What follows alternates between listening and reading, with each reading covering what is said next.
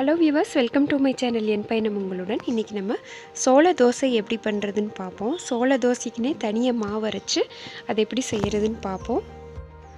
இந்த சோள தோசை மாவு பண்ணுறதுக்கு வெள்ளைச்சோளம்னு சொல்லுவாங்க. இதை 1.5 கப் அளவுக்கு எடுத்துக்கிறேன். 1/2 கப் அளவுக்கு இட்லி அரிசி, கூடவே 1/4 கப் அளவுக்கு உளுந்து. எந்த கப்பில் நம்ம எடுக்கிறோமோ அதில் 1/4 கப் அளவுக்கு உளுந்து எடுத்துக்கிறேன். இது கூடவே ஒரே ஒரு சின்ன ஸ்பூனில் 1/2 ஸ்பூன் அளவுக்கு வெந்தயம், 1 ஸ்பூன் கடலைப்பருப்பு சேர்த்திக்கலாம். சேர்த்தி 2-3 தடவை நல்லா கழுவிட்டு அதை குறைஞ்சது ஒரு 4லிருந்து 5 மணி நேரம் ஊற வைக்கணும். அப்படி இல்லைன்னா ஓவர் நைட் கூட நீங்கள் ஊற வச்சுக்கலாம். சரி, இப்போ நல்லா ஊறினதும் அதை அரைச்சிக்க போகிறோம். கிரைண்டர் க்ளீன் பண்ணிவிட்டு நான் எல்லாத்தையுமே ஒட்டுக்காக தான் ஊற வச்சுருக்கேன். அதை ஒன்றாவே போட்டு அரைச்சிக்க போகிறேன். வீக்லி ஒன்ஸ் அரிசி மாவு இட்லிக்கு ஆட்டும் போது இதே மாதிரி ஏதாவது ஒரு மில்லட்ஸ் தோசையோ இட்லியோ பண்ணுறது வழக்கம். ஸோ இந்த மாதிரி நைஸாக அரைச்சி எடுத்துக்கலாம். நல்லா இந்த மாதிரி நைஸாக வந்துடுச்சு. பொதுவாகவே இந்த சோளம் அந்த சக்கை இருக்கனால கொஞ்சம் திப்பியாக தான் இருக்கும். நம்மளுக்கு தொட்டு பார்க்கும்போது நைஸாக இருந்தால் போதும், கெட்டியாக எடுத்து வச்சுக்கலாம். இப்போ நம்ம அரைச்ச மாவை தனியாக ஒரு பாத்திரத்தில் மாற்றி எடுத்தாச்சு. அதை இட்லி மாவு பதத்தில் எடுத்து வைக்கணும்.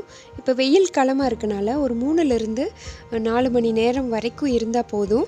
உங்களுக்கு ரொம்ப ஹீட்டான பகுதினா 2 மணி நேரம் வெளியே இருந்தால் போதும். குளிர்காலமாக இருந்தால் ஓவர் நைட் கூட நம்ம புளிக்க விடலாம். இப்போ வெயில் காலம்ங்கிறதுனால சீக்கிரமாக புளிச்சு வந்தாச்சு.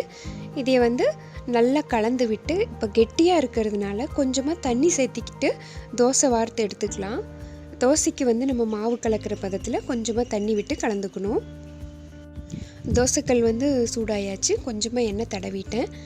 இப்போ மாவை தோசைகளாக வார்த்து எடுத்துக்கலாம். உங்களுக்கு கிறிஸ்பியாக நல்லா மொறு அப்படின்னு வேணும்னா நல்லா எண்ணெய் தேய்ச்சி தோசை மாவு வார்த்ததுக்கப்புறமா 1 ஸ்பூன் எண்ணெய் விட்டிங்கன்னா நல்லா மொறுன்னு வந்துடும்.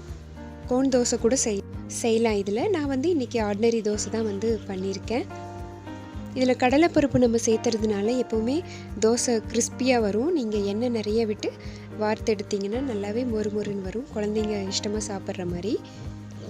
இதுக்கு தேங்காய் சட்னி, தக்காளி சட்னி எல்லாமே நல்லா பாருங்கள். ரொம்பவே சாஃப்டாக வறண்டு போகாமல் ரொம்ப சாஃப்டாக இருக்குது இந்த தோசை. நிச்சயமாக நீங்களும் இந்த ஹெல்த்தியான மில்லட்ஸ் ரெசிபியை வீக்லி ஒன்ஸ் எடுத்துக்கோங்க.